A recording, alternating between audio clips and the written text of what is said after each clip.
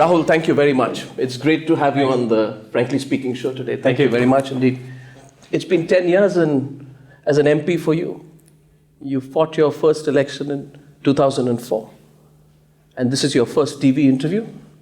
Your first interview? Well, it's not my first interview, but it's my first formal interview of this type, yeah. Why has it taken so long?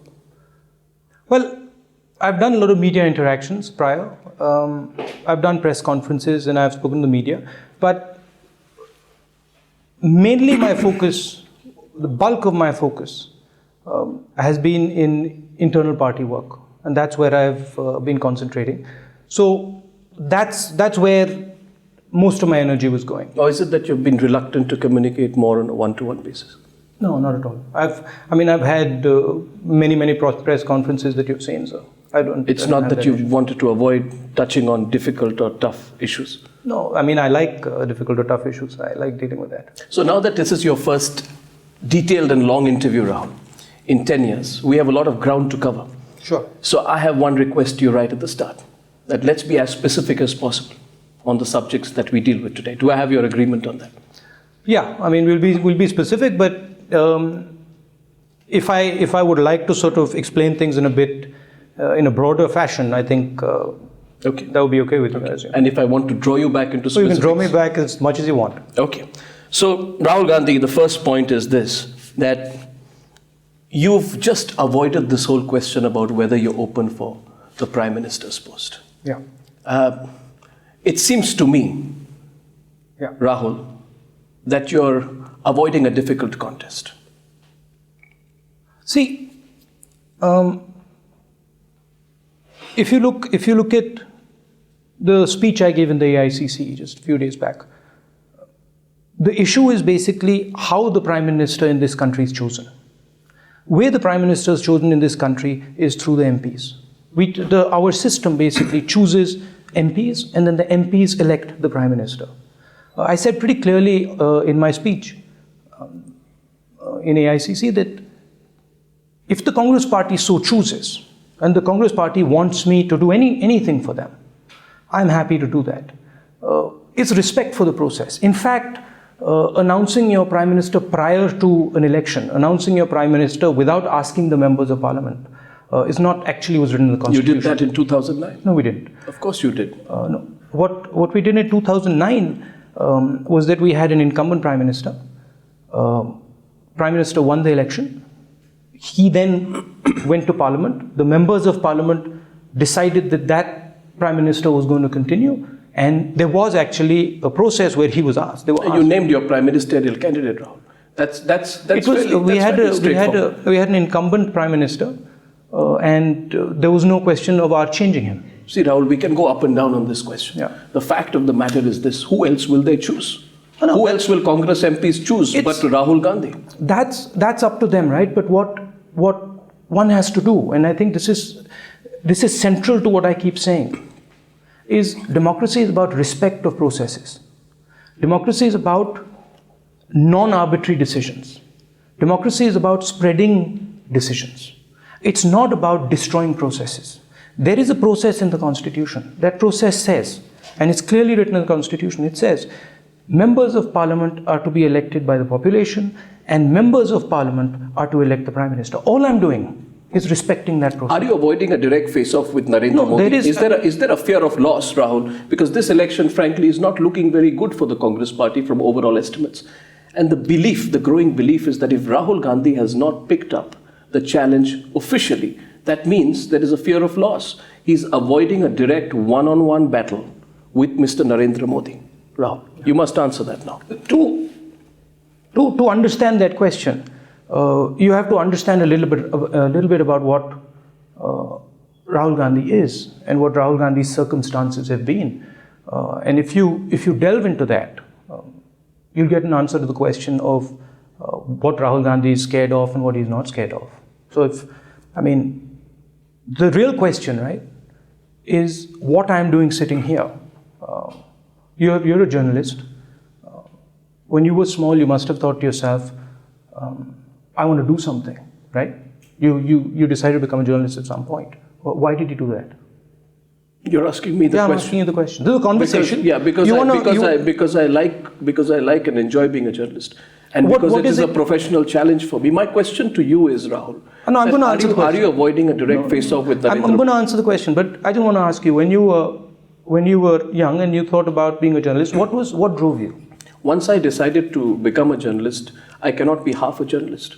Once you've decided to get into politics and you are leading your party effectively, you can't be leading your party by half. So I throw the question, Rahul, with respect back at you. And my question to you is, Narendra Modi is challenging you on a daily basis. So I'll answer. You're not answering the question I asked you, but I'll answer the question that will give you some insight into how Rahul Gandhi thinks. Okay, and for that, I'll have to expand a little bit about my growing up, how I grew up, the circumstances I grew up in.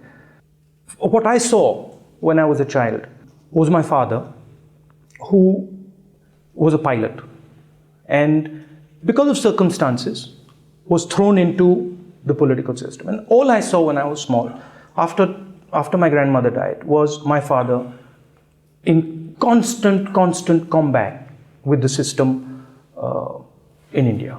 And then I saw him die, actually, right? In my life, I've seen my grandmother die. I've seen my father die.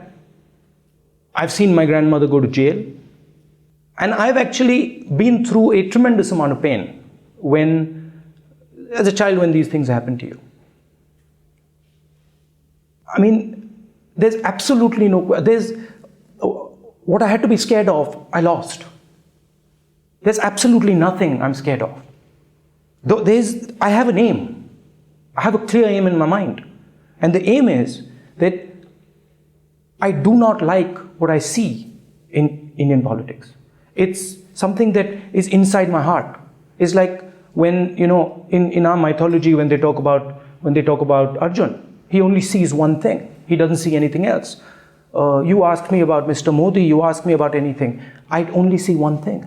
And the thing I see is that the system in this country needs to change. I don't see anything. I'm blind to everything else. Okay? I'm blind because I saw people I loved being destroyed by this system. I'm blind because this system every day is unfair to our people. I asked you today, you come from Assam. And I'm sure that you also in your work feel the unfairness of this system. You're not going to answer my question, so we're not going to go there. But this system every day hurts people. Okay? And I felt the pain that the system can cause. I felt the pain with my father. I saw him every single day of his life. So the question of whether I'm afraid of losing an election, or whether I'm afraid of Mr. Modi, or whether I'm afraid of these things is, it's not, one sec, it's not actually the point. What I want to do, I'm here basically for one thing. I see tremendous energy in this country. I see more energy in this country than I see in any other country. I see billions of youngsters. And I see that this energy is trapped. And this energy is trapped for a couple of things. And this energy is trapped... Can I draw you back to my question? Yeah. I will go into those areas, and I respect what you're telling me about your personal journey. It's not, Rahul, as if I lack empathy for what you're saying. Yeah. In fact, I'm sure many people do. But my question to you is, Narendra Modi calls you a Shehzada. Now let's be very specific, Rahul. Narendra Modi calls you a Shehzada. What is your view of Narendra Modi? A. B. Are you afraid of losing to Narendra Modi? Rahul, please answer my question as specifically as you can. What Rahul Gandhi wants to do is Rahul Gandhi and millions of youngsters in this country want to change the way the system in this country works. What Rahul Gandhi wants to do is empower the women in this country, wants to unleash the power of these women. We talk about being a superpower. You're avoiding my question. I'm not avoiding a question. My question to you is, what is the Congress Vice President's view of the BJP's prime ministerial candidate? I think we'll defeat the BJP in the next election. And what is your view of the BJP's prime ministerial candidate? The BJP has a prime ministerial candidate. The BJP believes in concentration of power in the hands of one person. I fundamentally disagree with that. I believe in democracy. I believe in opening up the system. I believe in the RTI. I believe in giving power to our people. We have fundamentally different philosophies. What is your view? Would you like to expound your views? The Prime Minister, your Prime Minister accuses Narendra Modi in his press conference of presiding over, and I quote, the mass massacre of innocent citizens on the street of Ahmedabad. Mr. Rahul Gandhi, my question to you is this. Do you agree with your Prime Minister when he says that? Well, I mean, what the Prime Minister is saying is a fact. I mean, Gujarat happened, people died. But the real issue, as far as I'm concerned... How do you accuse Mr. Narendra Modi of it? No, Gujarat happened, people died. The real issue at hand here... How is Mr. Modi responsible for it? He was Chief Minister when Gujarat happened. Well, the fact remains that Narendra Modi has been given a clean chit in the Gulbarg massacre case by the SIT and the court, Mr. Gandhi. My question to you is, can the Congress party sustain its attack on Mr. Narendra Modi on this issue when he has been given the clean chit by the courts in the Gujarat riots? The Congress party and the BJP have two completely different philosophies.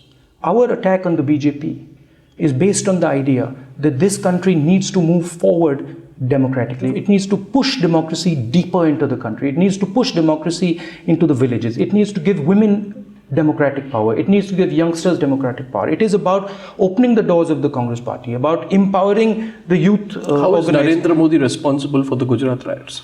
When the courts have given him a clean chit, politically your party's tack is to criticize Narendra Modi and draw him into the Gujarat riots. Our political party is fighting an ideological battle against the BJP. And let me draw out the two pillars. Our party believes that women should be empowered, that democracy should go to every house, that the RTI, the NREGA paradigm should be further expanded. The BJP believes that power should be extremely concentrated in this country. Few people should run this country. And the large mass of people in this country should have no voice. But specifically speaking, how is Narendra Modi? Your party criticized him for the 2002 Gujarat riots. How can you do that when he has been given a clean sheet in the Gulbarg massacre by the SIT and the court? It was challenged in the court. The court upheld the SIT findings, and therefore, legally speaking, Mr. Rahul Gandhi, you cannot draw Narendra Modi into the Gujarat riots, implicate him personally. Do you believe that strategy of your party is fundamentally wrong? The strategy of my party is very simple. Everything that we have done over the last 5 years, 10 years. In fact, if you look all the way back to the freedom movement, every single thing we've ever done is empower people, We empowered people in the freedom movement. We empowered farmers in the Green Revolution. We empowered the citizens of India when we did the telecom revolution. We've empowered millions and millions of people through, frankly, the most powerful legislation that has taken place in this country, called the RTI, Right to Information. Things that used to be closed, things that were in closed doors that nobody knew about. I'll come to that, but you haven't answered my question on the Gujarat riots. Gujarat riots is the question. Your party has consistently wanted to put Mr. Narendra Modi on the back foot on the Gujarat riots. He says the courts have given me a clean chit. And I'm asking you today, is your party's argument about putting him on the back foot on the Gujarat riots flawed, given the way the courts have looked? The Prime Minister stated his position on the Gujarat riots. The Gujarat riots took place. People died. Mr. Narendra Modi was in charge of Gujarat at that point. I'm bringing you to the real ideological battle that is taking place here. The real ideological battle that is taking place here, and the one we are going to win, and that has always been won in this country, is the battle of empowering people in this country. Of course, there is your point about the Gujarat riots, and it is very important that people who have taken part in this type of thing are brought to book. But the real issue at hand here is empowering the women of this country, giving them true power. We talk about superpower. We talk about superpower, India being a superpower. We can only be half a superpower if our women are not empowered, right? What I want to do going forward is basically focus on three things. Focus on empowering our people, truly empowering our people, giving them democratic rights within the political party. I want youngsters who come in and really, really push democracy in the party. I want to empower them, and I want to make India, together with everybody, taking everybody together, I want to put India on the manufacturing map. I want to make this the center of manufacturing in the world. I want to make this place at least as much as the manufacturing power as China is. You say that Narendra Modi was chief minister during the Gujarat riots. The BJP was in power. The BJP was as much in power in Gujarat during the riots, right, as Akhilesh is in power in Uttar Pradesh, or for that matter, the Congress party was in power when the 1984 anti-Sikh riots happened. Now, let me quote. You spoke in one of your speeches of the anger of your grandmother's death. I think it was on the campaign trail in Rajasthan. You spoke about knowing the people who killed her. And you spoke about anger and managing your own anger and quelling your own anger and drawing it into strength elsewhere. Now that speech of yours became a subject of controversy with Narendra Modi posing a series of questions to you in 84. And he said the following, and I want to quote him, and I want your categorical and specific response. He says, he's crying for the assassination of his grandmother. But has he shed tears for those killed in the 1984 riots? I want to ask the Shehzada, and you remember, Mr. Gandhi, he's constantly deriding you by calling you a Shehzada, whether your party killed Sikhs in anger when your grandmother died. So following from this, I have two questions. My first question is, do you acknowledge the role of congressmen in the 1984 riots? B, will you apologize for the riots as your party demands an apology from Modi for the Gujarat riots? Well, two things. In 1977, when my grandmother lost the election, we went and lived in 12 Building Crescent. And the people who came with my grandmother, those people who stood by my grandmother, were Sikhs. Pretty much everybody had deserted my grandmother, but the Sikhs were standing with my grandmother. Okay, I think the Sikhs are probably one of the most industrious people in this country. I admire them. We have a prime minister who's a Sikh. See, I don't have the same world view as my opposition. What those two people did to my grandmother, right, was two individuals. I don't turn around and take my anger, which existed then, frankly doesn't exist now, and brush it onto an entire community. That's just not me. No, I'm sure you don't. But my question my question was, do you acknowledge the role of congressmen in the 1984 riots? Because there must be justice. Mr. Gandhi, there has to be finality. The Gujarat riots cases have moved forward and many people have got justice. If I just compare that to the 1984 riots, you can look at the status and case history of what happened with Sajjan Kumar, Jagdish Titler, HKL Bhagat, Dharamdas Shastri. And the one story which you hear there is that the cases are endless. They go on for the longest period of time. I'm asking you again, Mr. Gandhi, before you seek an apology from Modi, would you apologize for the 1984 riots? Would that be something you consider? I do not take my anger, which existed, on two individuals who did something evil and wrong, and overlay it on millions of people. I think that's criminal, okay? Did the Sikh riots take place in Delhi? Absolutely. Were they completely wrong? Absolutely. Were congressmen involved? Did innocent people die? Absolutely. Were congressmen involved?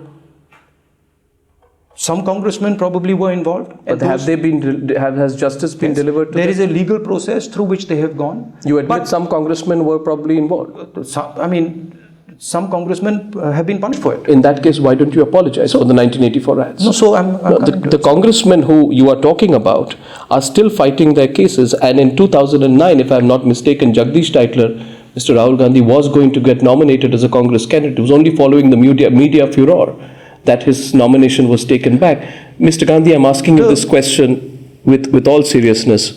Do you feel that congressmen were involved? And two, do you believe that you personally, if you apologize for the riots, there will be a finality? The fact of the matter is that innocent people died in 1984. And innocent people dying is a horrible thing and should not happen, okay?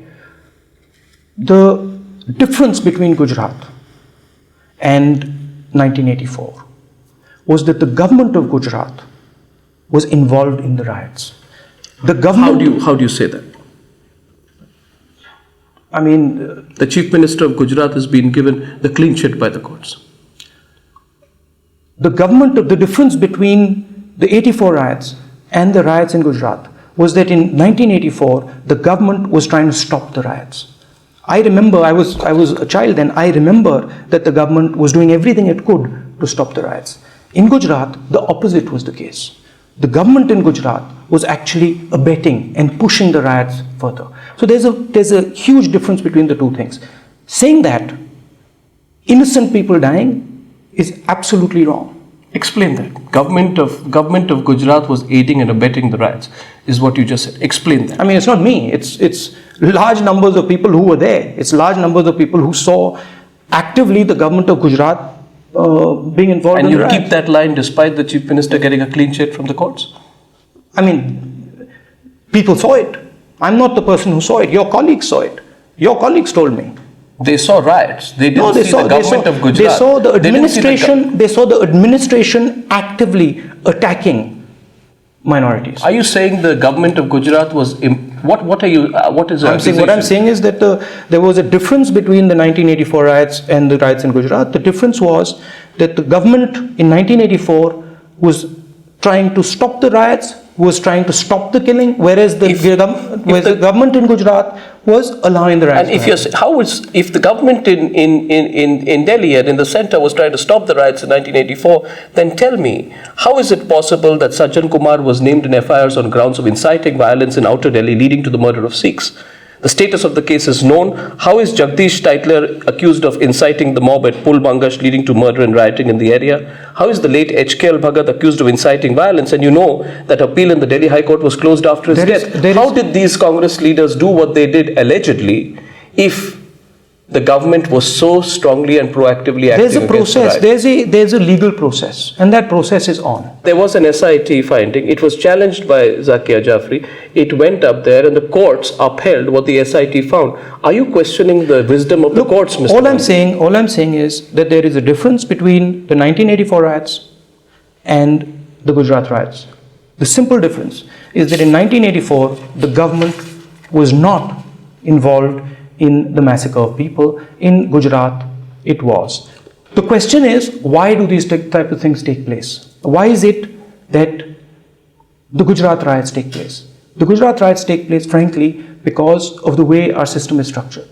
Because of the fact that people do not have a voice in the system. And what I want to do, and I've said it, and I will say it again, what I want to do is question the fundamentals over here. What I want to do is ask a couple of questions. I want to ask why candidates that are chosen in every single party are chosen by tiny number of people. I want to ask why women have to be scared to go out in the street. I want to ask these questions. These are fundamental questions. I appreciate that. You believe in transparency. I'll move away from Gujarat, though I must say that I have not found this comparison between 84 and Gujarat riots, that they are two different cases. I can't take this at face value, Mr. Gandhi, and the reason for this is because in both cases, the accusation is that the government could have done a little bit more. But at the same time, I want you to, once more, if you can, substantiate. You stand by what you said, that you believe the Chief Minister and the government of Gujarat played a role in abetting the riots? You stand by what you said? What I'm saying is, there is a difference between the 1984 riots and the Gujarat riots. The difference is that the government of the day in 1984 was not aiding and abetting the riots. But that's all I'm saying. So you don't need to apologize for the 84 riots. If someone seeks an apology from you, will you give it? Your Prime Minister has apologized for the riots, expressed deep regret. Will you do the same? First of all, I wasn't involved in the riots at all. I mean, it wasn't that I was part of it. On behalf of your party? I think the riots were not, as all riots, were a horrible event. Now, frankly, I was not in operation in the Congress party. Mr. Gandhi, let's move on to the RTI, which is the single biggest legislation to combat corruption, which you said in your speech at the AICC, that was something that you were speaking about. Now, I find it ironical that a party which has 90.38% of its funds from cash between 2008 and 2012, 89.11% of its money in this period comes from unaccounted sources, unnamed sources. Why would you not say charity begins at home and let's put the Congress party and its funds under the scanner of the RTI. Well, I mean, why would you not bring the same freshness of perspective in this case as you brought when you dealt with the issue of the ordinance? I think political parties should be under RTI if political parties feel, and it's a law that has to be passed in Parliament, if political parties unanimously feel that that is the case, it should be the case. What will be your view on it? My position is that the more openness, the better. Your own view, personal view is that political parties should be under the RTI? The issue is this. Laws in this country are passed by Parliament. What one needs to do is pass a law in Parliament that brings RTI into the political party. Will the Congress... I have a personal view on it, but you have to take that view through Parliament. I have a view also, for example, on the 6 bills that are sitting in Parliament. No, I'll come to that, but my question is on the RTI. I want your view on it. Mr. Rahul Gandhi, you are a very influential politician. You have demonstrated some of your actions in the past that what you say and do can influence decisions in government and in Parliament. So my question to you is very significant. You said that in the AICC, you said, we enacted this revolutionary law to hand you power, knowing fully well that it would place our own government under severe scrutiny. I agree with you. What about placing your own party under scrutiny? So, are you open to that? I am the first person who has been saying over the last 5 years, talking about transparency in the party. I have made the Youth Congress and the NSUI fully elected bodies. Okay. I have spoken about the 6 bills in Parliament. I have spoken about the Lokpal bill, and I have pushed the Lokpal bill. I was involved in the RTI. We worked together to bring the RTI. So, as far as transparency in the political party is concerned, I am absolutely for transparency. I appreciate There are questions about the RTI that need to be discussed and thought through. The real question is that our system is based on different pillars, and the question is, which ones of these pillars should have RTI? Because if you only put RTI into one pillar and you don't have RTI in, for example, the judiciary and the press and in other areas, then you might create an imbalance. Am I for opening up? Am I for bringing RTI into as many places as possible? Absolutely. Am I for creating an imbalance and weakening the legislative structures of this country? No, I'm not. How does placing politicians, how does putting political parties under the purview of the Right to Information Act, how does that actually weaken the legislative process? It brings in transparency. No, it brings in transparency, but it changes the balance of power. How? Because the judiciary does not have RTI, the press does not have RTI, other components of the system do not have RTI. The press does not rule the country? No, it doesn't. But the press, okay, the judiciary does not have RTI. So you have to have a complete thinking. So if you want to bring RTI, you want to deepen RTI, you have to think about it in a composite manner. You cannot just say, okay, let's put RTI here, put RTI. You have to have a strategy to put RTI and open the system together. And as far as opening the system is concerned... But you're willing to let a discussion happen on bringing political parties under the RTI? Of course I am. You're not opposed to that? No, I'm not opposed to any discussion, ever. But no, on this specific subject? No, on all subjects. But one has to take care that one is not creating imbalances in the system. And that's something that... one has to discuss. Mr. Gandhi, do I sense that you were almost committing yourself and then pulled back? No. I've said that I'm happy to have a discussion. You're happy to have a discussion? Of course. On bringing political parties under RTI? Absolutely. Okay. Mr. Gandhi. But let me just go back and let me go further than that. Okay. The main issue, if you look at the central question in all this. The central question in all this is who chooses political candidates and how, right? The central issue in all this is what is the power of the member of parliament, the power of the MLA and the power of the Pradhan in the political system. If you look at the legislative power of a member of parliament, you look at the legislative power of an MLA today, and you look at the role that he plays in parliament and the role that he plays in the assembly. He doesn't actually make laws. He presses buttons. Okay? If you go to a state like Uttar Pradesh and you look at actually the lawmaking, the lawmaking done by the MLAs, extremely limited.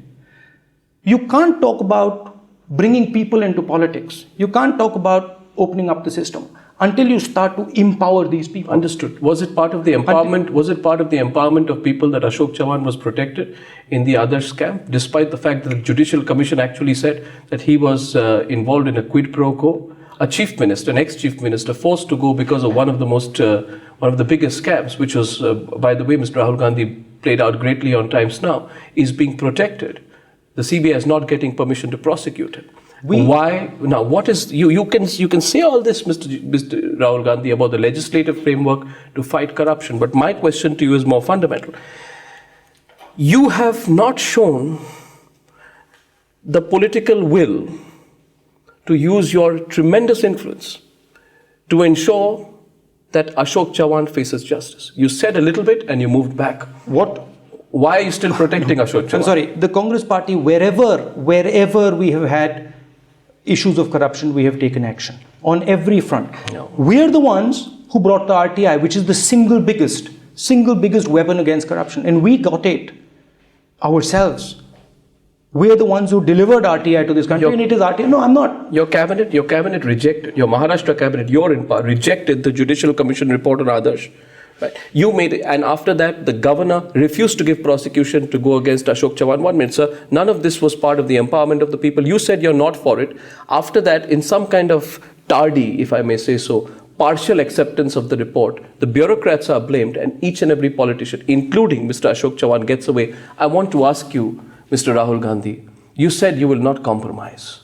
You will not make small compromises. How big a compromise was it for you to continue to protect Ashok Chavan? Why are you protecting Ashok Chavan? I made my position of Mr. Ashok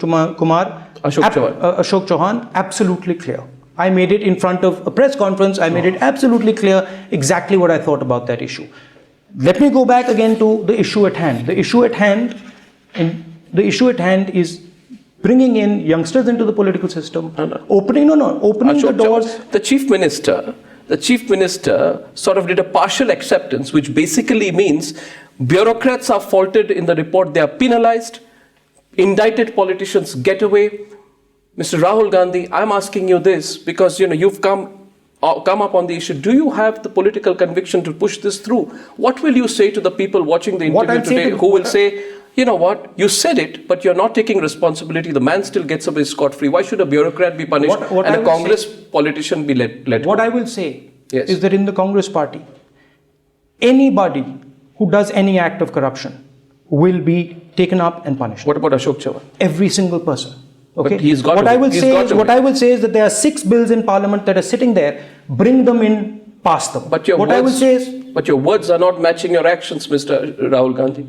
You are saying it, but yet the politicians, they all got away scot-free, including not just Ashok Chavan. There are several other NCP ministers, all of whom tried to interfere and meddle in the process. They used the name of Kargil, Mr. Rahul Gandhi, to give themselves private profit. If you say this and you have the conviction, why are you not following it through? I have made it absolutely crystal clear, right in front of the press, what I think about this issue. But nothing happened. What do you mean nothing happened? Ashok Chavan Ashok Chavan faces no action. Not. What all I'm saying is that anybody, regardless of who he is, if there is any corruption done by any Congress person, we will take action. Would you like to see Ashok Chavan facing action?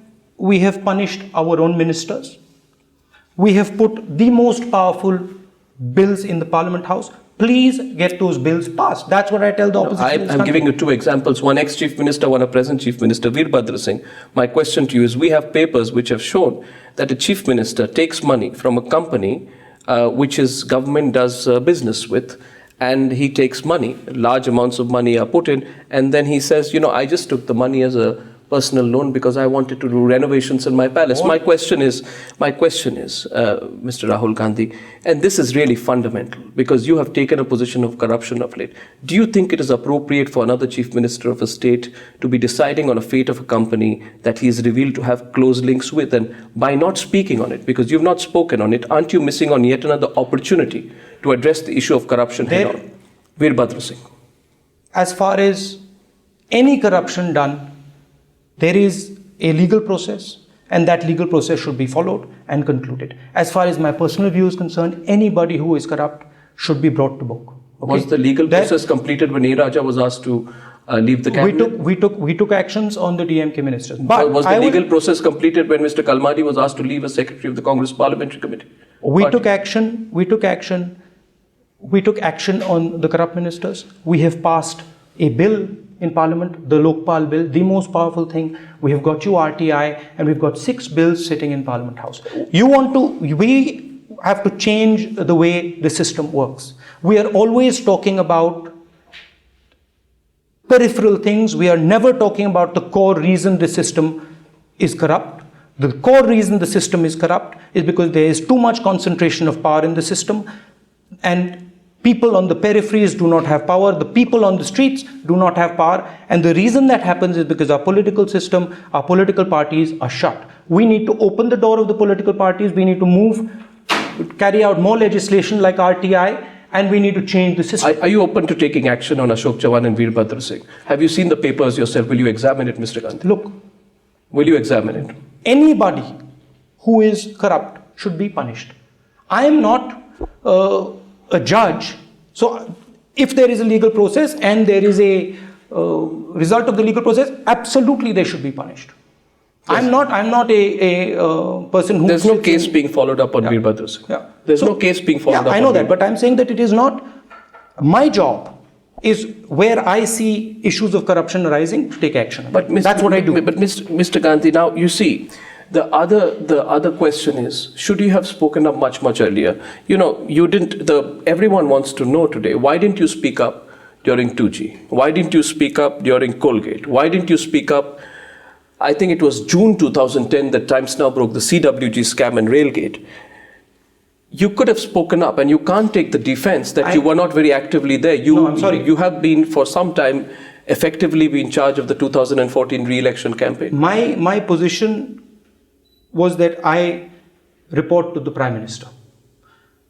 Whatever I had conversations with the Prime Minister, whatever I felt about these issues, I made it abundantly clear to the Prime Minister. I was involved in the legislation, RTI legislation, and now I have helped pass the Lokpal bill. I'd bring you back. The real issue here is participation of people in politics. It is bringing youngsters into the political system. It is opening out the political system. That's where nobody wants to talk. Everybody is perfectly happy with 500 people running the entire system in India. None of you want to raise that issue, the fundamental issue. How do we choose candidates? Do you feel you undermined yourself by remaining silent?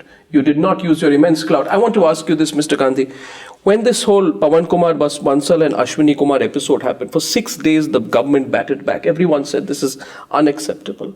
6 days, the parliament was washed out. Do you feel in retrospect, that's a very specific question, do you feel in retrospect that you could have spoken out earlier? Mr. Gandhi, please be frank with me on this. Do you feel you should have spoken out earlier? What I feel is that this country needs to start looking at the fundamental issues at hand. The fundamental issues at hand, the fundamental political issue at hand is that our political system is controlled by too few people. And we absolutely have to change the way our political system is structured. We have to change our political parties. We have to make them more transparent. We have to change the processes that we use to elect candidates. We have to empower women in the political parties. That's where the meat of the issue is. But I don't hear that discussion. I don't hear the discussion about how are we actually choosing that candidate? That's never a discussion. Discussion is, once everything is over... It's a discussion. I'm asking you, how are you choosing Ashok Chavan? That's a discussion I'm willing to have. How are you choosing Veerbhadra Singh? They're elected representatives, they hold clout. Absolutely. Does their clout make them oblivious to public accountability and scrutiny? No, their clout does not make them oblivious. But the real point here is the system behind them that has no processes, no systems, and we just assume that the thing is going to work. What we have to do is we have to open that up. We have to open that and bring youngsters into that. And that no one is discussing. Mr. Gandhi, a lot of people felt when you say, I will not make compromises, you got a round of applause when you spoke up on the ordinance. Now, there are many people who faulted you for your technique and said, this is not the right way to do it. He could have chosen a slightly more discreet or polite way to do it. Not that I suggest that was impolite. But I want to extend that further, Mr. Gandhi, and I want to ask you, will you make compromises, Mr. Gandhi? Are you willing to make compromises for politics? For political purposes, alliances, or convenience? My long-term view on this is that we need to take the Indian political system to a different place. We need to bring in youngsters, and we need to move away from this concentration of power. Unfortunately, the political system today is at a particular place. And I cannot simply ignore the fact that the political system is at that place. So certainly, there are points at which you might have to take a decision where you're not 100% happy with it. But the long-term idea for me is to transform the system, is to bring in youngsters and to make sure that they are empowered. Lalu Prasad has been convicted on the 30th of September 2013 for the alleged fraudulent withdrawal of crores of rupees from the Chaibasa treasury in the 1990s, a case you are completely aware of. My question to you is, Mr. Gandhi, will you make that compromise despite this case to enter into a political arrangement? Because when you spoke about the ordinance, there was the backdrop of the Lalu Prasad case, which was also coming up. Will you make that compromise? These decisions in the Congress party are made by senior leaders. You're the boss. Yeah, coming to it. They are made by senior leaders. Our alliance in Bihar is with a political party with an idea. It is not with an individual. We're making an alliance, and it's not certain that we are going to make an alliance. We are in the process of talking to people, and our alliance is with an idea, with a party. It is not with an individual. If I were to take that further and challenge you, Mr. Gandhi, in saying that there is talk about possible alliances with the DMK, a possible alliance with Lalu Prasad, and if you are accused, please don't take it that I'm accusing, if you are accused by others and your political opponents of saying, he talks about not making small compromises, but he agrees to enter into convenient alliances with parties for a short-term political purpose, how will you justify yourself? We are fighting an election. We're going to win that election. There are alliance partners. There is our alliance partner in Maharashtra. There is our alliance partner in Bihar. We have alliance partner in Jharkhand. And we are making an alliance with their perspective, their view. We are not making an alliance with an individual. Leader of the party is Lalu Prasad. Hence, you're making an alliance with an individual. No, we're making an alliance with a political party. But these are not settled alliances yet. But you're open to them. Yeah. Mr. Gandhi, the other question is that of price rise. You got a round of applause when you spoke about the LPG cylinders, and you told the Prime Minister quite charmingly that, Mr. Prime Minister, please make things more, less difficult for households. Now, Mr. Rahul Gandhi, I'm not just talking about that. I'm questioning your silence for all these years, because in this period, 2004 to 13, wholesale price index of food goes up by 157%, vegetables by 350%, and onions by 521%. You don't speak on that. When Raj Babbar says you can get food at 12 rupees per meal, you don't speak then. When Rashid Masood says you can get a meal for 5 rupees, you don't speak then. The accusation there is, and the general feeling is, Mr. Rahul Gandhi, that you've really woken up on this issue after the 4-0 drubbing in the last state elections. You concede that? No. I think women are the backbone of this country. I think women need to be empowered. And I felt that price rise is an issue. Cylinders were a big issue. I went to Kerala and I got the sense that women were concerned about that. And I made that view clear to everybody in the ICC session. But you didn't intervene earlier. I've been working with the Prime Minister on the price issue. I've been in discussions with him, and we have taken steps, for example, in our states, where we've called the chief ministers, and we've taken steps that have actually reduced the prices of vegetables in our states. So it's not that I just woke up, it's that I've been working on it. I've been working on it systematically. But I think what I really feel, again, is that we need to start looking at empowering women, bringing them in, and listening to them. Did UPA 2 let you down on prices? Well, prices are a reality. Did the government let you down? When I look back at your comments, I find a comment each time, 2009, 10 and 11, you had a lot of faith in the Prime Minister? You always say, I had discussions with the Prime Minister. I still have faith in the Prime Minister. He's our Does leader. the government's track record on prices not make your faith in the Prime Minister shake a little? Well, we are working on prices. As I said, we've spoken to our chief ministers, and we have reduced the prices in the states where we are. So you've not woken up to it only because of political purposes? No. You're not using it right now only for political purposes. Mr. Gandhi, what do you think of the Aam Aadmi Party? And why are your views constantly shifting on the Aam Aadmi Party? On the 8th of December, after the loss, you came out, quite candidly spoke about traditional, non-traditional parties being those who have involved a lot of people. Suddenly, I find that now you seem to be overcritical of the Aam Aadmi Party. I presume you were talking of them when you said that there are people who can give haircuts to the bald. Were you referring to them, talking of parties who overmarket themselves? Which party were you talking of? The work that I've done in the Congress Party, the work that I've done in the Youth Congress, and the work that I'm going to do in the future is about bringing youngsters into this party, strengthening processes, strengthening candidate selection processes, strengthening policy processes. Okay, I made a comment about the Aam Aadmi Party where I said there is something that we can learn from them. Yes. And what I felt we could learn from them is that they reached out to people in a particular way that was good. There are things that I don't think we should take away from them. I think we have fundamental strengths in the Congress Party, and it's something that we've been working on for 3 or 4 years now. And the real power of the Congress Party is the depth of our organization. And you can't actually make change, frankly, by destroying things. I understand, but in a recent interview, Mr. Chidambaram said he felt the decision to provide support to the Aam Aadmi Party was unnecessary and that the opinion was divided on this within the Congress Party. Having seen what you have in the recent days and the chaos that has followed in Delhi over the last few days, do you agree with that view? Do you also feel, in retrospect, Mr. Gandhi, that support to the Aam Aadmi Party may have been something you shouldn't have done? Please be candid and frank with me on this. No, I think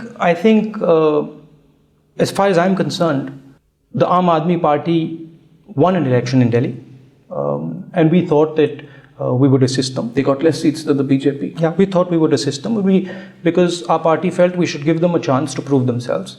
And one can see what they're doing. One can see exactly how much they've proved themselves. What is your view on Arvind Kejriwal? He's a leader of an opposition party, like many others. What we have to do as a Congress Party, and again, in front of us, we have an election. What we have to do in the Congress Party is basically 3 things. One is we have to transform ourselves. We have to bring in youngsters. We have to give them space. 2 is we have to look at manufacturing. We have to look at how we can set up. We've already set up the corridors, north, south, east, west. How we can take the energy of the Indian people and build a manufacturing superhouse. That is what I think the real issue is. Are you using the Aam Aadmi Party to split the anti-Congress vote bank? No. To keep Mr. Modi out of power? You're implying that we have brought the Aam Aadmi Party? No, I'm not implying. I'm saying that there is a theory, and I want your view on it, that the Congress is propping up the Aam Aadmi Party, putting them on an extended leash, so that they somehow divide the anti-Congress vote. You see, had the Aam Aadmi Party not been there, the BJP might have done much better in Delhi, and maybe at a smaller level that experiment can be extended across it. I think you underestimate the power of the Congress Party. I think the Congress Party, I don't think the Congress Party could even do that if they wanted to, but I think the Congress Party is an extremely powerful system, and all that the Congress Party needs to do is bring in younger, fresher faces, which is what we're going to do in the next election, and we're going to win the election. You'll win the election? Yeah, we'll win the election. You're confident about that? Reasonably confident. If you don't win, do you take full responsibility for it? I mean, if we don't win, do you take full responsibility? I am the vice president of the party. Of course, I take responsibility for it. If the Aam Aadmi Party goes against Sheila Dikshit in the CWG scam, will you continue supporting them? As there are reports, they will. I mean, you're close to Sheila Dikshit. I've already said that regardless of who the person is, if there is an issue of corruption, the law should take its own course. That's my position. I didn't choose to be born in this family. I didn't sign up and say, listen, I'd like to be born in this family. It happened. So the choice in front of me is pretty simple. I can either turn around and say, okay, listen, I'll just walk away from this thing and leave it alone.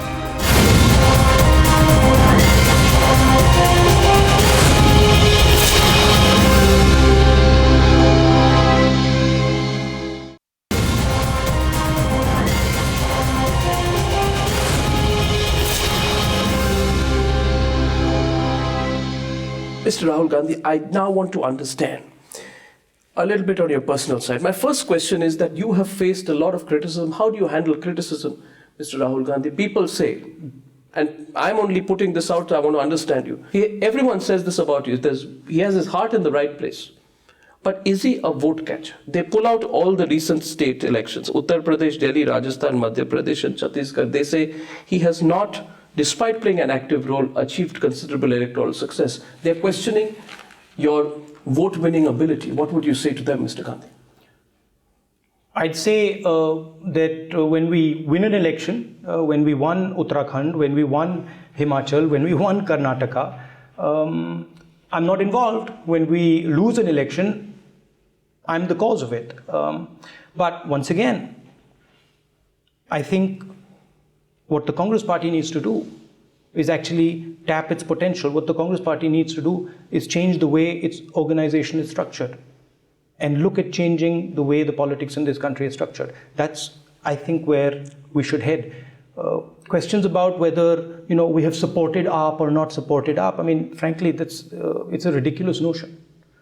Why is it you have supported the Aam Aadmi Party? That we would construct the Aam Aadmi Party. I mean, you'd support them. You'd give them a lease of life so that they divide the anti-Congress vote. That describes huge power to the Congress Party. I think the Congress Party's strength comes when we open ourselves up, when we bring in new people, and that's historically been the case. And that's what I want to do. Mr. Rahul Gandhi, why do you keep invoking your family name? I have seen you refer to your, with respect, to your father and your grandmother especially, repeatedly. Now, Mr. Gandhi, some would say that you should be careful of doing that because, when you invoke your family and its achievements from the Congress, you can be accused of doubting your family's background for your own political career. That's one. The second would be you would be re-entrenching yourself in the role of a dynast at a time when being a dynast is not seen to be a good thing. Yeah. And do you agree? Why do you therefore keep invoking the family name? And I don't actually keep invoking my family name. I have mentioned my family name once or twice, and then people report that. The real issue is, I didn't choose to be born in this family. I didn't sign up and say, listen, I'd like to be born in this family. It happened. So the choice in front of me is pretty simple.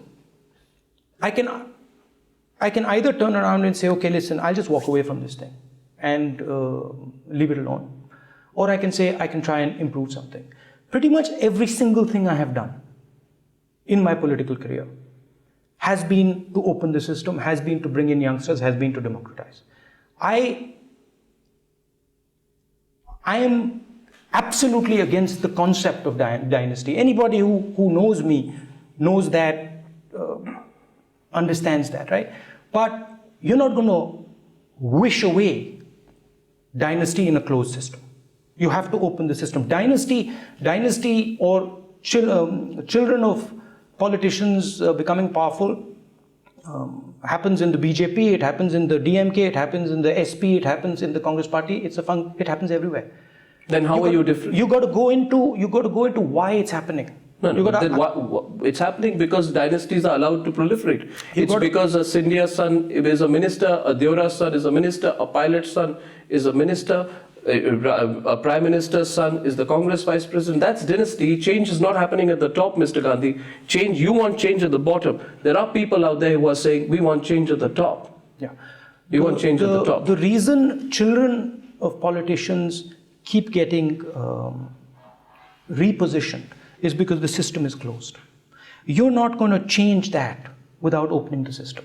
You're not going to open the system without having processes.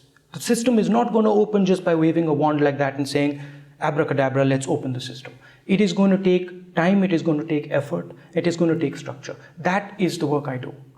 That is the work I spend a whole bunch of my time doing. That is the revolutionary work I've done in the IYC and the NSUAC. That is the work that we are doing when we talk about an open manifesto. That is the work that we are doing when we talk about 15 parliamentary seats being chosen by... Only 15? Absolutely, because one needs to set up the systems. If I was to suddenly launch into 546 seats being directly elected by people, the system would explode. What I need to do is I need to set up an idea, test the idea, run the idea. If it makes sense, if the thing actually works, then move it into the rest of the party.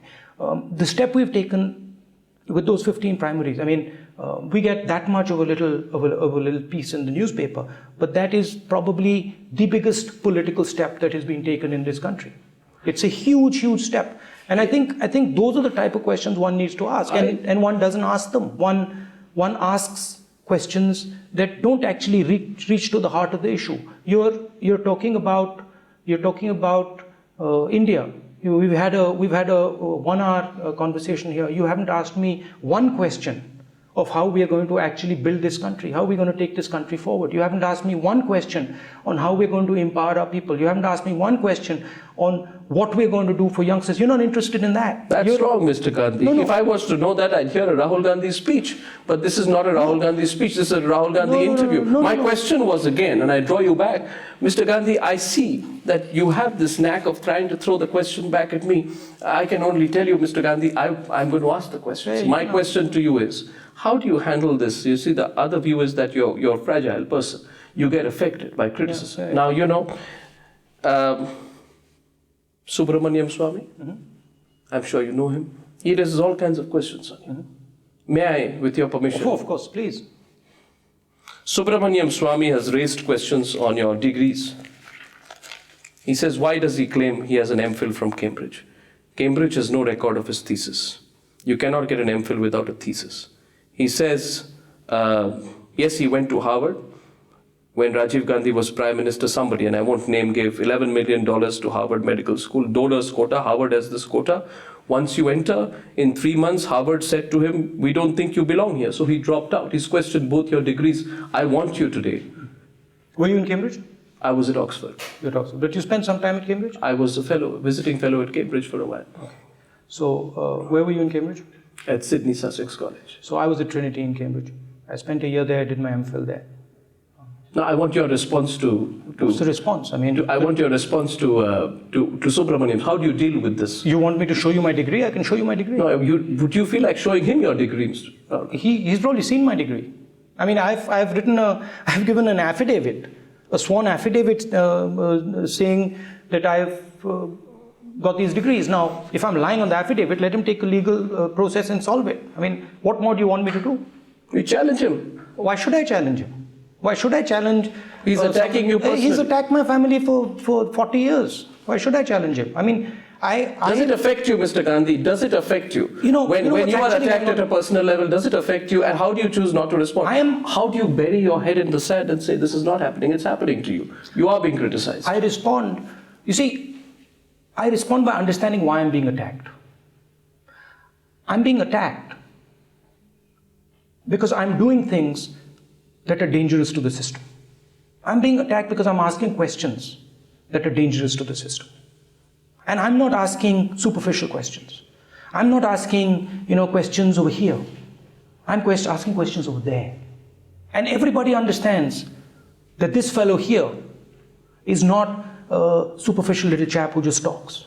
This fellow over here is thinking deeply and is thinking long term. That's why I'm attacked. I understand that. Right? And frankly, attack me all you want. Beat me to death. It's not going to stop me. I'm going to keep doing it. And I'm going to ask the questions that are relevant. And you know what? I've got 1,000 people in the Congress Party, 2,000 people in the Congress Party, youngsters who work in this stuff. They're not letting go. And I'm proud of them. They're not letting go. It doesn't matter. Keep throwing stones at us. That's the point. The point is that the people who are attacked in this system, the people who are actually attacked, are the people who are fighting the system. You understand that? They're not the people who sit and ask the superficial questions. They're the ones who are actually saying, listen, let's do something about this system. They're the ones who are actually going deep into the processes, understanding that this is the crux of it.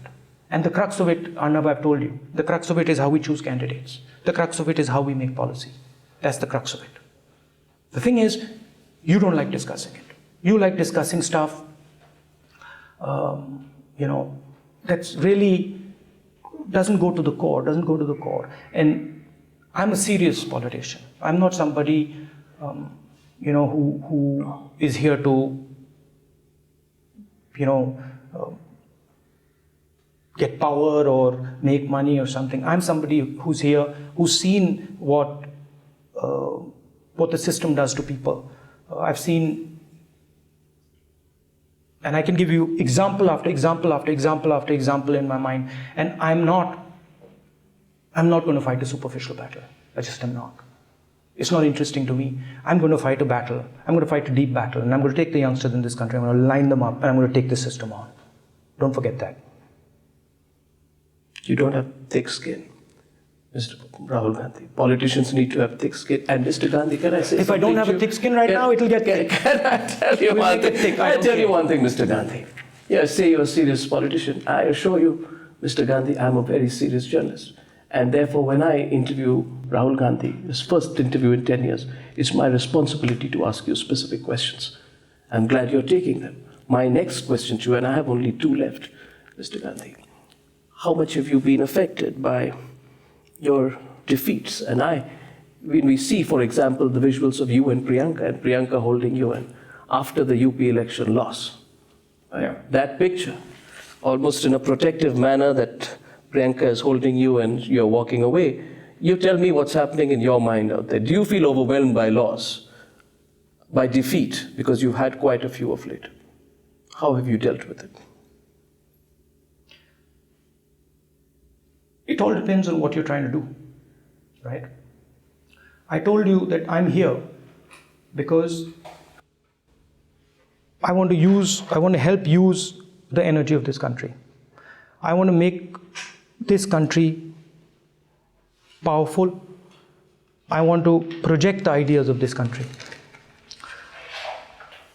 To do that, I think there are basically 3 things that one needs to do. One is changing the way we do politics here. Getting away from superficialities, getting away from the small issues and moving deeper into the issues, right? Questioning the system, changing the system. Things like RTI, things like Lokpal, things like questioning how we choose candidates, things like bringing youngsters into policy, right? The second is empowering the women of this country. Really bringing them into the system, really pushing them forward. And the third is using the energy of the youth of this country. Bringing them the type of jobs that they need. This stuff is not done in 5 minutes. This stuff is frankly not done in these type of discussions. This stuff is done with concentrated thinking, with long-term work. And frankly, it's difficult work, it's painful work, okay?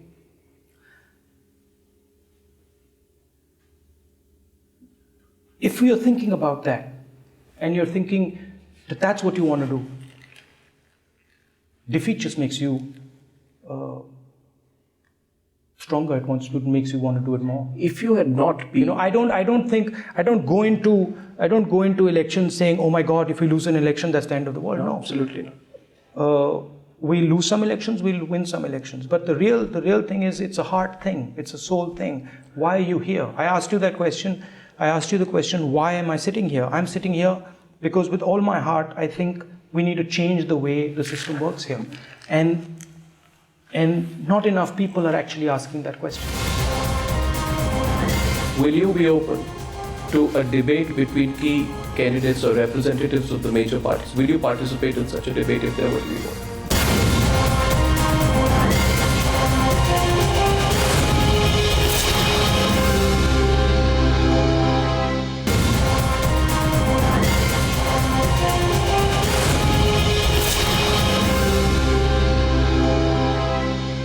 Mr. Gandhi, my last question to you in the course of this interaction is this.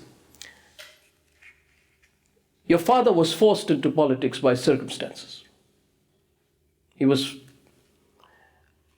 in your case as well, when you said power is poison and you spoke about how your mother, Miss Sonia Gandhi, came and she cried. If I put that together with some of what you've said, it can reinforce the image of a reluctant prince. And this is not my phrase. I'm sure you've heard this phrase used against you or to describe you a number of times. Therefore, Mr. Gandhi, the last question is this. Had you not been a Gandhi, would you have been in politics at all? If you look at my spirit,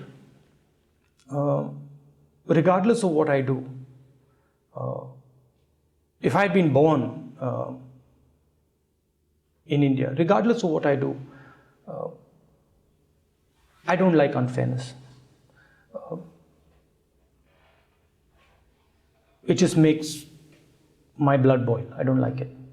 And in whatever I did, if I saw unfairness, I would stand up against it. That's the heart of my politics. What I see. Would in you India, have been in? Well, my question was, if you were not a Gandhi, would you be in politics?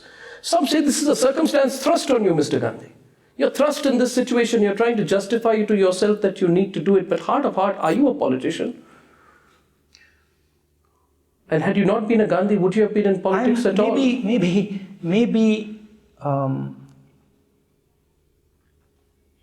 you find me strange because... No, I don't find you strange. Well, you sort of implied that, but maybe you find me... I look like an anomaly in the environment I'm in. Maybe that's what you're saying. And frankly, in a lot of ways, I am an anomaly in the environment I'm in. The power is poison remark. Yes.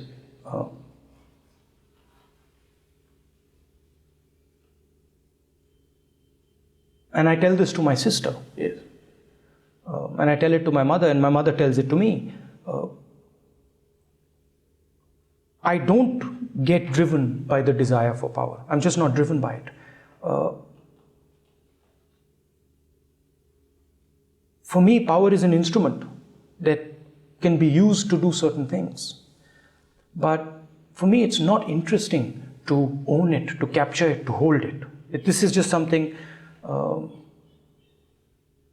maybe it's because of my family circumstances, what happened in my family. Power per se, the quest for power, the search for power, the thirst for power, is not there in me. What is there in me is a desire, is a very strong desire to reduce the pain that people feel. To reduce the pain that people feel as a result of a system that is predatory. As a result of a system that need not be there. As a result of the system that can actually be changed if we just start to ask the deeper questions and we stop asking the superficial questions. Again, and maybe the 7th time I want to repeat it to you, what are those deeper questions? The deeper question is, why is power so concentrated in this country? Why is it that a chief minister of a state has access to any decision in the entire state? Why is it that our candidates are chosen in closed rooms? Why is it that our people do not have access to the candidate decision? Why is it that our policy is made in closed doors with 5 or 6 people? Why is it that the perspective of one minister is completely different than the perspective of the gentleman who follows him? What that's telling me is that we're not actually taking the voice of the people into policy. We're not actually taking the voice of the people into the political system. You said about Aam Aadmi Party, and you said, well, you criticize them and then you praise them. Yes, you did. I liked what I saw as far as the representation, bringing in people. I thought that was an interesting concept. We've done that type of stuff in the Youth Congress. That was interesting to me. Is it bringing in people when you disregard the legal process and sit on a protest outside Rail Bhavan, and then also that you force your decision and your minister is always right? You avoided my question on the Aam Aadmi Party. I'm glad you've come to it. Tell me, Mr. Rahul Gandhi, were you angry with Sushil Kumar Shinde giving a face saver to Arvind Kejriwal? See, This was reported, before I wrap, I didn't mean to go back to it, you brought it back. The accusation is that you're still doing deals with the Aam Aadmi Party. What I liked about what I saw in the Aam Aadmi was people coming into their system. I like that. But what's different then between us and them is that we have structure. We develop processes. That I didn't see much of. But the main thing that... No, were you upset with Mr. Sushil Kumar Shinde for giving the Delhi government a way out during their recent dharna? Do you feel they should have been offered a face saver? Do you feel they should have been ordered a face saver? You're going back, Arnab, to specifics. No, it's not specifics. It's frankly superficialities. How is this superficial? It's a completely This is the most relevant question. No, it's not. It's whether Mr. Shinde thought he should have apologized, shouldn't have apologized, did this, did that. It's a fact, it happened. But the real issue, the real core issues in this election are we going to head towards democracy, towards deepening of democracy, towards opening up the system, or are we going to head towards concentration of power? That's the first question. Yeah. The second question is, are we going to head towards empowerment of women? Are we going to, be a half strong nation, be a half proud nation, or are we going to actually empower women? Those are the questions. And those questions, if you listen to the debate that's going on about the elections, that's not the debate. There's nothing in the debate about how we're going to move forward on the RTI paradigm, how we're going to move forward on the corruption paradigm. There's nothing in the debate about funding of political parties. There's nothing in the debate about how we are going to choose candidates. There's nothing in the debate about how policy should be made. These are fundamental things. These are the things that actually have an impact. But you're avoiding the debate. Will you have a debate with Narendra Modi if he agrees to a debate on any of these issues? My question to you is direct. If Narendra Modi says, I'm willing to debate these issues, I'm debating these issues by building structure in the Congress party that's going to transform. Why should there not be a debate between the key political party candidates on all sides? Let them talk. Have a conversation. You're more than welcome. You have to start that debate. As far as I'm concerned, the debate is taking place. I'm willing to start the debate. Are you ready for it? Then I can go and ask Mr. Modi if he's ready for it. You start the debate, but the real issue is doing this stuff. The real issue is doing this stuff in the party machine. The only people who are doing that is us. And frankly, we get stick for it. We've just said that 15 constituencies in this country, in the Congress party, are going to be chosen based on primaries. I haven't said a word about it. Well, of course, it's been mentioned everywhere. It's not impressed too many people. But the discussion hasn't gone there. So all I'm saying is that as youngsters, as serious politicians, one has to ask the fundamental questions. The fundamental questions in this election is, are we going to open up the system? Are we going to close the system? What is going to be the role of women in India going forward? How are we going to get jobs for youngsters in this country? You asked me a whole bunch of questions. Yes, I did. You didn't ask me once about how we're going to get jobs for youngsters in this country. You didn't ask me once about what are we going to do for women in this country. I'm going to tell you what I think. But Mr. Rahul Gandhi, if I was to do that, I would listen to Rahul Gandhi's speech. As I said, this is an interview. I'm getting an opportunity to ask you specific questions. You call my specific questions superficial. I, with respect, disagree. I feel my questions are specific, and you need to answer the specific questions as specifically as possible. You are more than welcome to ask these questions, right? But let's also move the debate to a place where we're actually reaching towards fundamentals, right? What should be the role of women in this country? How can we enhance their role? How do we bring jobs to millions of people? Now, for example, every single person who comes to me from abroad, Japan, France, Germany, America, every single person comes to me and says, listen, we need an alternative to Chinese manufacturing. We're very happy with what the Chinese give us, but we need another pole. Yes. There's global energy that is basically saying, we want to move manufacturing to India. The Congress party, UPA government has built the corridors, has built the north-south, east-west corridor. We built 3 times the roads the NDA built. Why are we not having a discussion about Well, those certainly, I mean, I mean, probably That's- the, that to me, probably the reason is, and I asked you the question in the course of the interview, I asked you, did UPA2 let you down? Because Mr. Rahul Gandhi, when foreign investors want to invest in India, they want a clean investing environment. They do not want crony capitalism. They do not need scams. They do not need ministers who behave that, the government exists on their rent. They do not need the A Rajas, and they certainly do not need the Aircel Maxis scams. The climate, Mr. Rahul Gandhi, has got vitiated with corruption. And therefore, the answer to that is, and I really want you to address this very clearly. If you had spoken out earlier, today, and let's bring this interview to a finality, Mr. Rahul Gandhi, if you had spoken on these issues earlier, perhaps today we would not be in a situation where India would not be the preferred investment destination. Actually, you get my point. Yeah, I get your point. Actually, the RTI, right, has basically changed the game in India. What it has done is it has opened up the structures. And what used to be hidden can no longer be hidden. That's the bottom line. Okay. The bottom line is that large numbers of corruption issues that were hidden, that nobody would find out about, came out because of the RTI.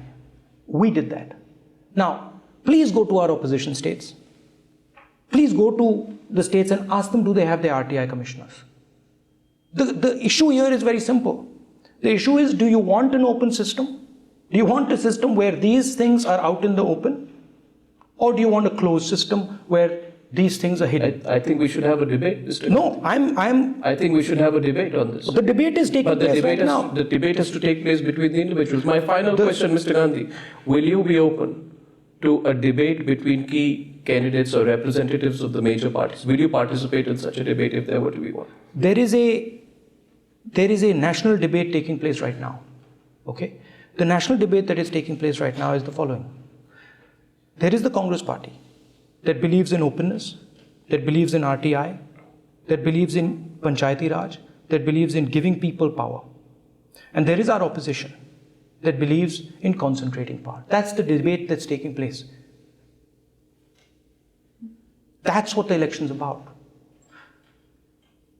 We fundamentally believe, and the Congress party has always believed, that this country has to be run by its people. Can you take back this election? Have you lost the election before it's begun? Most of the surveys are saying the Congress party will be reduced to its lowest ever tally. What would you say to that, Mr. Gandhi? This country has always been run successfully when large numbers of people were involved in its decision making. If you look at when this country has done well, it has done well when we've involved. You know what Modi says to that? Modi says, you gave them 60 years, you give me 60 months. I want you to respond to that before. He says, you gave the Congress party 60 years, you give me 60 months. He said that in UP when he spoke in Gorakhpur recently. I want your response to that. My response is that over the last 10 years, we gave the fastest economic growth this country's ever had. My response is that we did more for opening up the system in this country than any government before us. My response is that we have completely changed the paradigm with our rights-based development model. We have given Manrega, which has transformed the rural economy. We have carried out, we are talking about Aadhaar, which is going to directly give money to people. So to just brush aside the idea that the Congress party has been in power for 6 years, we are growing at the rate at which we are growing because of the Congress party. Are you battle ready? Battle ready, of course. We're going to win. Mr. Rahul Gandhi, thank you very much for talking to me and for taking specific questions from me. Thank you. On Frankly Speaking. Thank you.